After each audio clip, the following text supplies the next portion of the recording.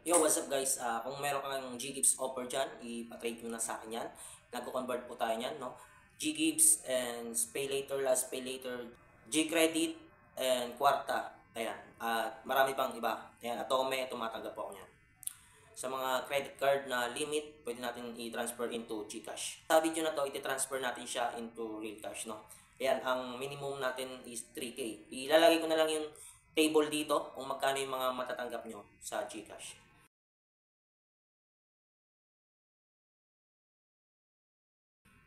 So, ayan, no? Kung meron kang G-Gibbs offer dyan, gamitin mo na yan at ipa-trade mo na into real cash. Saan kayo mag-inquire? So, yung mga social media platform na pwede nyo i-contact, ilalagay ko na lang dyan sa YouTube description or dyan sa pin comment section sa baba. So, ayan lang guys, no? Mabilis yung video lang to at paalam.